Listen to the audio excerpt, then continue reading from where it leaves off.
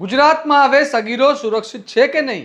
આ સવાલ ફરી એકવાર રાજ્યમાં ઉઠવા લાગ્યો છે, કારણ કે વડોદરા જિલ્લાના સાવલી તાલુકાના લામડાપુરા ગામેથી એક સગીર દીકરાના અપહરણની ઘટનાએ સમગ્ર વિસ્તારમાં ચકચાર મચાવી દીધી છે.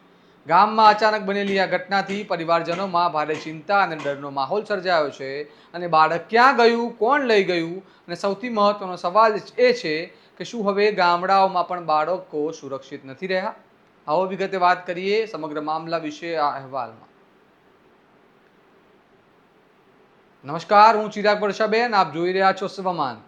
વડોદરાના લામડાપુરા ગામમાં તારીખ 22 મેના રોજ સવારે અંદાજે 11 વાગ્યાથી બપોરે 1 વાગ્યા દરમિયાન સગીર દીકરો અચાનક ગુમ થયો હતો. પરિવારજનોનો આક્ષેપ છે કે કોઈ અજાણ્યો વ્યક્તિ બાળકને પોતાની સાથે લઈ ગયો છે.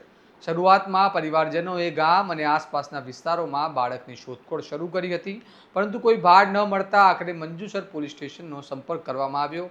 અને આ મામલે ઉત્તર પ્રદેશના રહેવાસી અને હાલ લામડાપુરા ગામમાં રહેતા નવસાદ ખાને સત્તાવાર ફરિયાદ નોંધાવી છે. ફરિયાદના આધારે પોલીસે ભારતીય ન્યાય સંહિતાની કલમ 137(2) હેઠળ અજાણ્યા શખ્સ વિરુદ્ધ અપહરણનો ગુનો નોંધી તપાસ શરૂ કરી છે.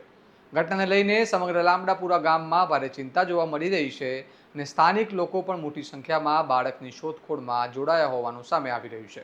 બીજી તરફ મંજુસર પોલીસ દ્વારા સીસીટીવી ફૂટેજ ચેક કરવાની કાર્યવાહી, આસપાસના વિસ્તારોમાં તપાસ તેમજ ટેકનિકલ સર્વેલન્સના આધારે અલગ અલગ દિશામાં તપાસ હાથ ધરાઈ છે.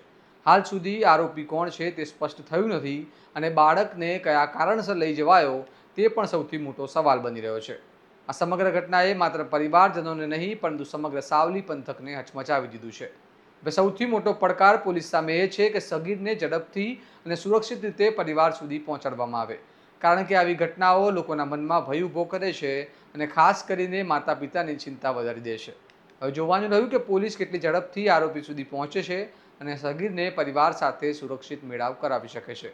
સમગ્ર મામલે તમારું શું કહેવું છે? શું રાજ્યમાં સગીરોની સુરક્ષા માટે વધુ કડક વ્યવસ્થા થવી જોઈએ? તમારો અભિપ્રાય અમને કમેન્ટમાં જરૂર જણાવો અને સ્વમાનની ચેનલને સબસ્ક્રાઇબ કરવાનું ભૂલતા નહીં. નમસ્કાર.